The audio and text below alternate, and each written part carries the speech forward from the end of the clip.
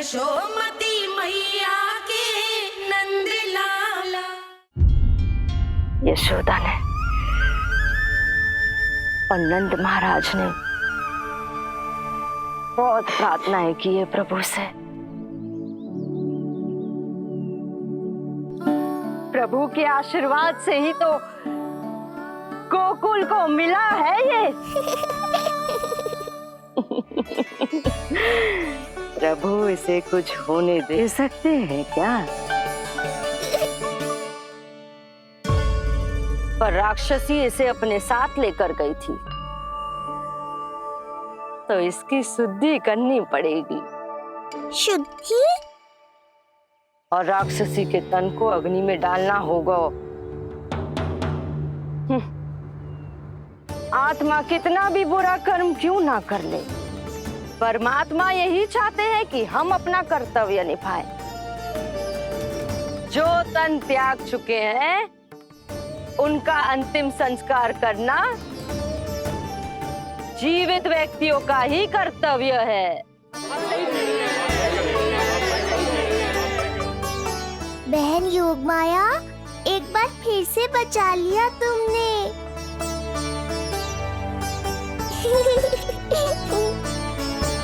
हम अभी अंतिम संस्कार की तैयारी करते हैं। यशोदा, हमें भी शुद्धिकरण में देर नहीं करनी चाहिए। गौशाला चलते हैं।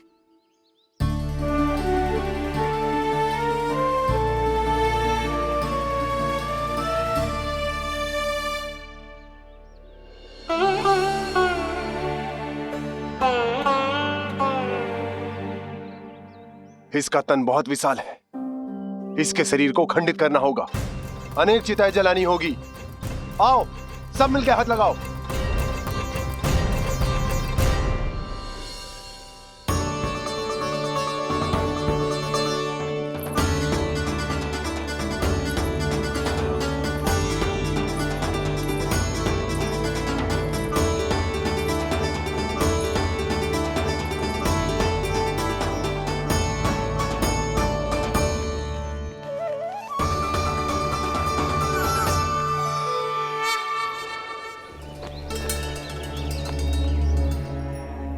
प्रभावती, गोमूत्र और गोबर ले आओ, शुद्धि पूजा शुरू करनी है। लाओ यशोदा। क्यों चाहिए मेरा लल्ला? सत्य बताना, कौन हो तुम और ये सब कौन है?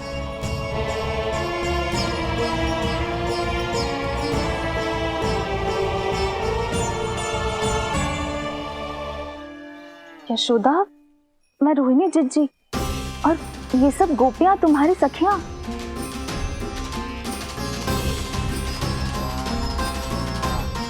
कैसे भरोसा करूं मैं कि आप रोहिणी जिज्जी ही हो और ये सब मेरी सखियां ही हैं।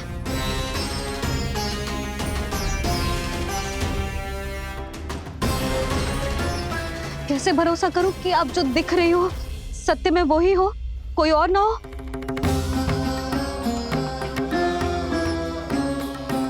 मेरे घर जो आई थी साक्षात देवी का रूप थी, किंतु वो चुड़ैल निकली, राक्षसी।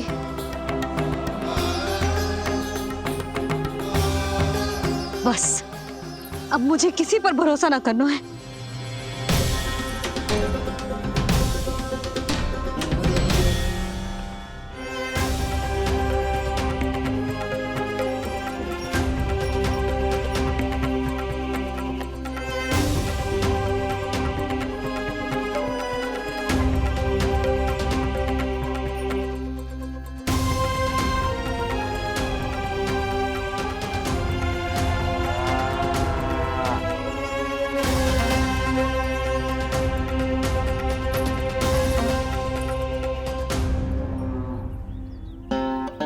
नारायण की बहुत बहुत कृपा, हमारे लल्ला को कुछ ना हुआ।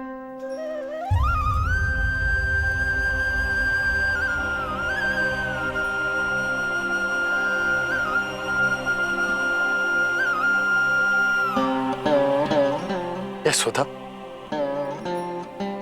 शुद्धि करना आवश्यक है। उसके लिए अपनों पर भरोसा करना ही पड़ेगा।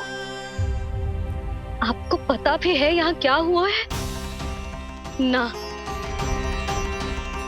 इसीलिए आप तो मत ही बोलो कि मुझे किस पर भरोसा करना है और किस पर ना।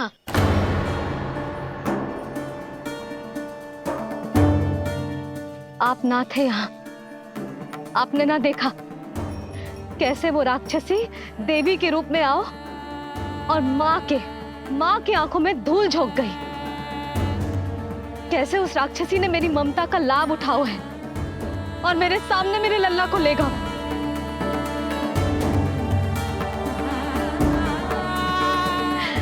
ये सब आपने ना देखा क्योंकि आप यहाँ थे ही ना।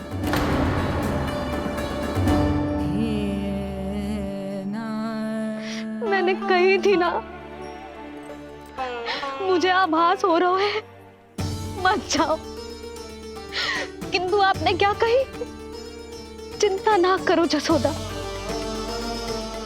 अब देखो क्या होगा। उस नरभक्षी, उस राक्षसी ने मेरे लल्ला। यशोदा, यशोदा, मेरे लल्ला। यशोदा।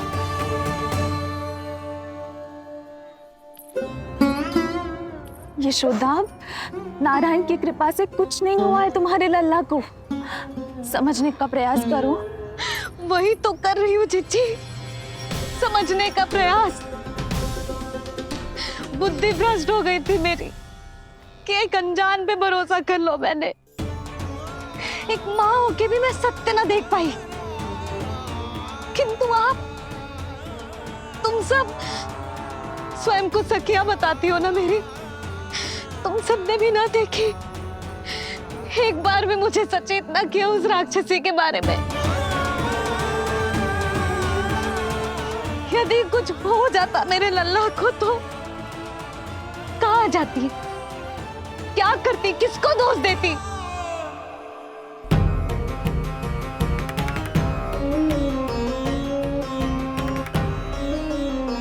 तुमने सत्य कहा यशोदा, ये हम सबका दोष है। हम सबसे त्रुटि हुई और हमारे नीलमणि के प्राण संकट में पड़ गए। किसी को दोष देने का कोई लाभ ना है। हमें अपनी त्रुटियों से सीखना होगा।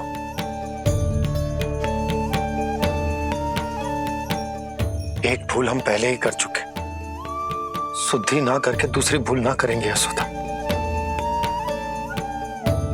हाँ यशोदा, उस राक्षसी ने हमारे नीलमणि को विष पिलाने का प्रयास किया था। नारायण की कृपा से अब हमारा लल्ला ठीक है, किंतु उसके स्वास्थ्य के लिए शुद्धि पूजा करनी ही होगी। घबराओ मत मैया, अब सुरक्षित हूँ मैं। आते दो।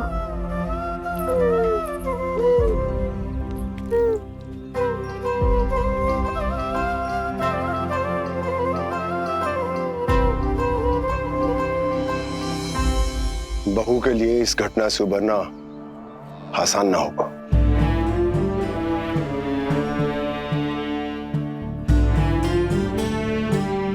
और गोकुलवासी भी इस दुस्वप्न को शीघ्र भुला नहीं पाएंगे। बहुत भयभीत है वो। सामान्य मनुष्य के लिए राक्षसों से रक्षा संभव न है, पर प्रभु ने कर दी।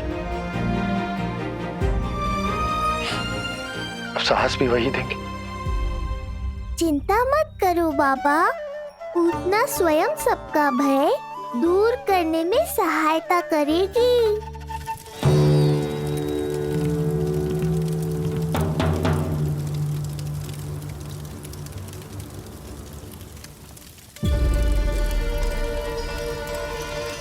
ये सुगंध कैसी है?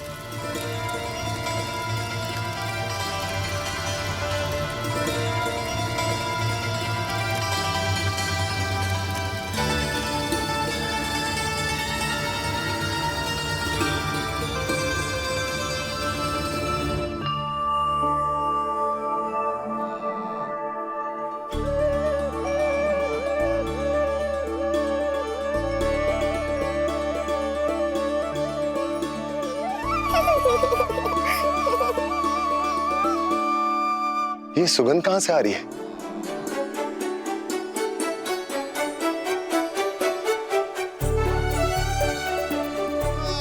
मन में जैसे शांति की लहर सी पैदा कर रही है।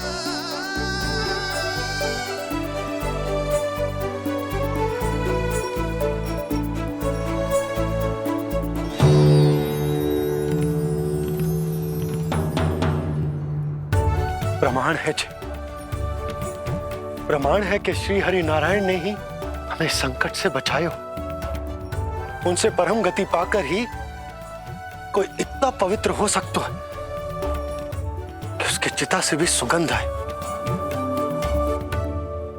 आप सही कह रहे हो बाबा। विष मिलाया तो क्या, दूध तो पिलाया था मुझे पूतना ने। इसी कारण से मैं उसका ऋणी बन गया, तो फिर उसको मोक्ष तो मुझे देना ही था।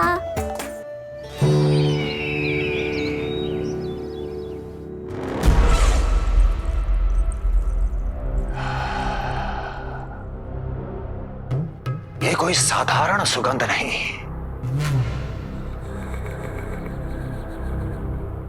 मेरे शत्रु की पराजय की सुगंध है।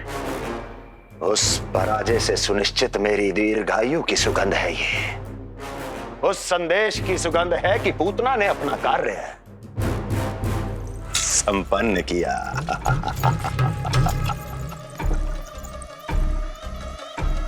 उस विष्णु पर मेरी विजय की सुगंध है ये।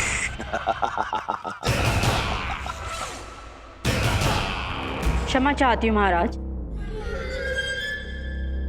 आप मुझे देख रहे हैं पर मैं आपको देख रही हूँ। कहना क्या चाहती हो? यही कि इस समय जो आप देख रहे हैं वो मैं नहीं देख पा रही हूँ, और जो मैं देख रही हूँ वो आप नहीं देख पा रहे हैं। अर्थात किसी विषय पे मेरा दृष्टिकोण आपके दृष्टिकोण से भी भिन्न हो सकता है महाराज।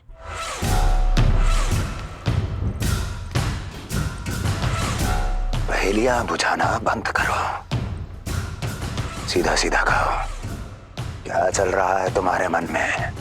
जब तक मैं अपने नेत्रों से प्रमाण नहीं देखूंगी तब तक मैं नहीं मानूंगी कि ये सुगंध आपके विजय की है या पराजय की।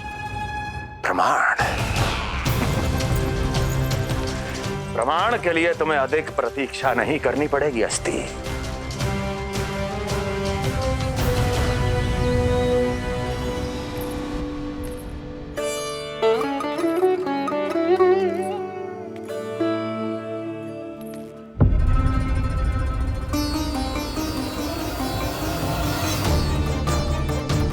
वसुदेव जी ने भेजा है मुझे आपके नीलमणि को दूध पिलाने के लिए।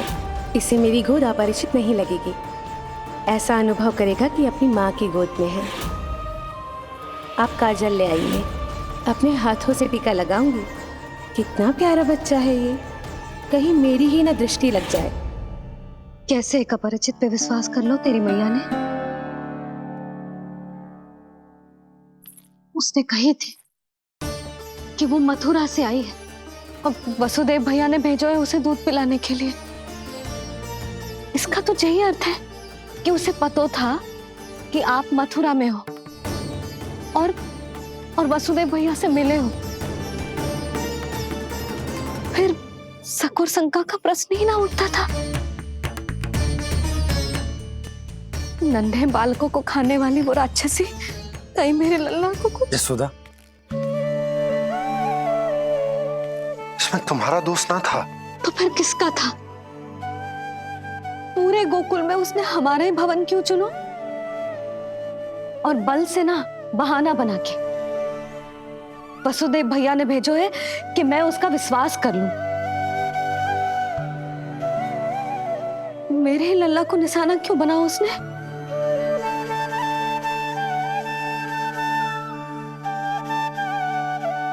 कंस क्रोध में अपना मानसिक संतुलन खो बैठा है।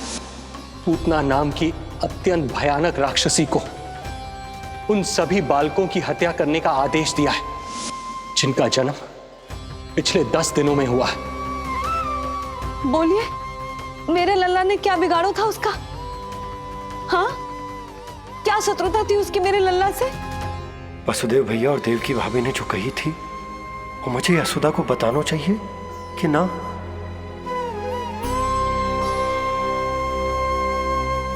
ना ना ना बाबा, बिल्कुल मत बताना। मैया को पता चला तो ये और भयभीत हो जाएंगी। रात दिन केवल मेरी चिंता और रक्षा में ही डूबी रहेंगी। क्या सोचने लगे आप? अवश्य ही आपको कुछ पता है जो आप बता ना रहे। बताइए, बताइए ना। आज तक कुछ ना छुपाया मैंने इससे, फिर आज कैसे? ना ना, मुझे बताना ही चाहिए। लो कर लो बात। अभी अभी तो पूतना के आघात से मैया बाहर आई है, आप फिर एक नया झटका देना चाहते हो? ऐसा मत करो बाबा। बताओ।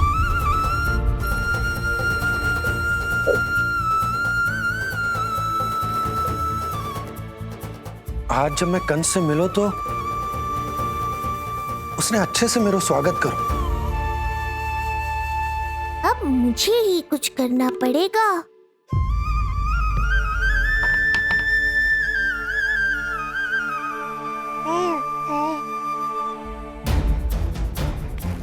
अच्छे से स्वागत कियो,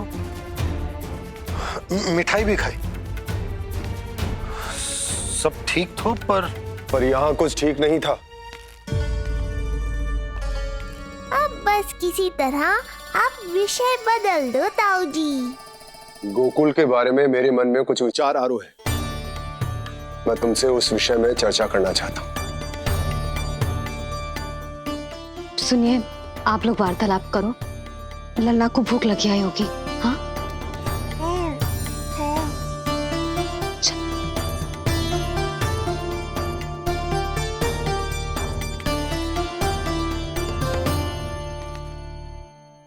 पता नहीं क्यों,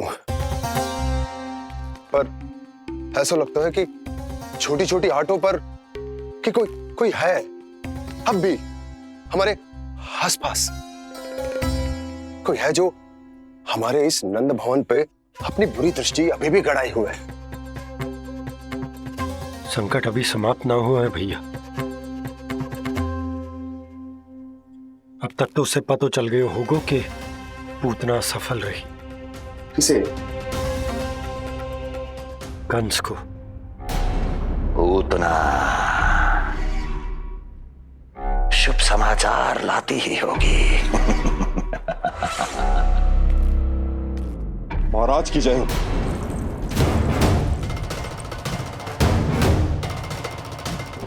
देखा, समय भी कंस को प्रतीक्षा करवाने का दुस्साहस नहीं करता। भीतर ले आओ उसे। किसे महाराज? और किसे दुर्जन? पूतना को। क्षमा कीजिएगा महाराज, किंतु वो नहीं रही।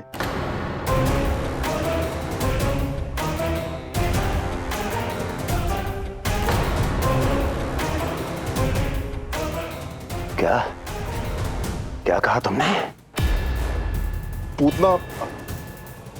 पूतना मृत्यु को प्राप्त हो चुकी है। पूतना मृत्यु को प्राप्त हो चुकी है।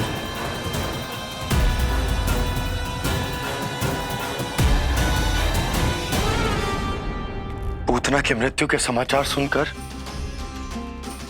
कंस क्रोध की अग्नि में जल उठे को।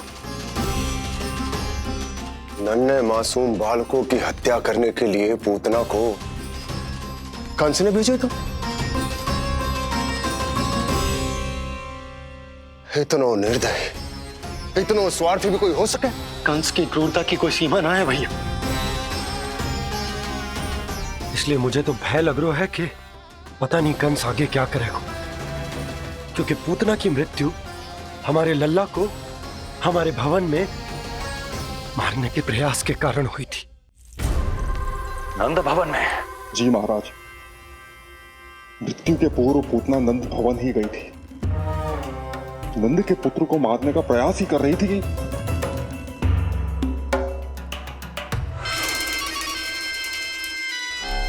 मुझे पुत्र हुआ। कब हुआ तुम्हारे पुत्र का जन्म? बस 7 दिन का हो गया महाराज हमारा लल्ला।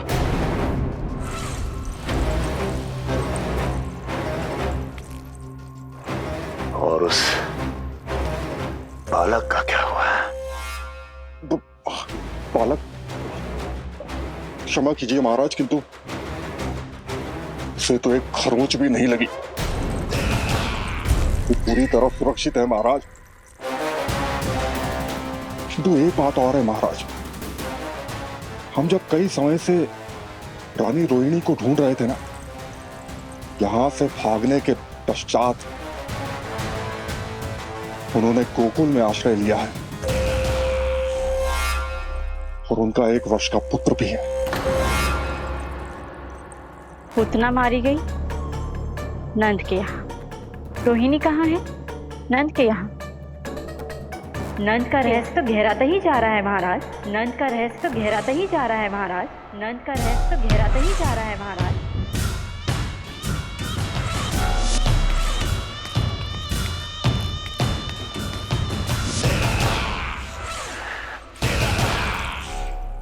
सब कुछ मेरे नेत्रों के सामने था, फिर भी चूक कैसे गया मैं?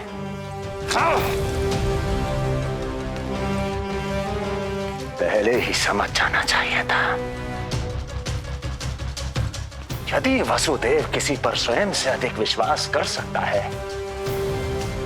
तो वो नंद ही है। तो क्या वसुदेव और देवकी ने नंद के साथ मिलकर आपके विरुद्ध कोई षड्यंत्र किया है? कहीं ऐसा तो नहीं कि उस बंदी गृह में कुछ ऐसा हुआ हो जो आपकी जानकारी के बाहर हो महाराज। मुझे तो लगता है महाराज कि आपकी बहन और आपके बहनोई दोनों ही आपके शत्रु विष्णु के साथ मिले हुए हैं। प्रारंभ से ही मुझे मूर्ख बनाया दोनों ने। मैंने तो उन्हें जीवन दान दिया, और क्या किया उन्होंने मेरे साथ? धोखा।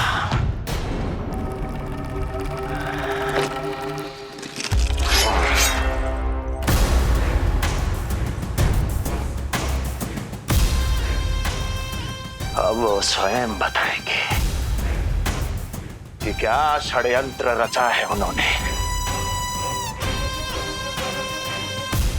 अब ना तो वसुदेव बचेगा, ना देवकी बचेगी, और ना ही बचेगा उनका आठवां पुत्र। ना देवकी बचेगी और ना ही बचेगा उनका आठवां पुत्र। देवकी बचेगी और ना ही बचेगा उनका आठवां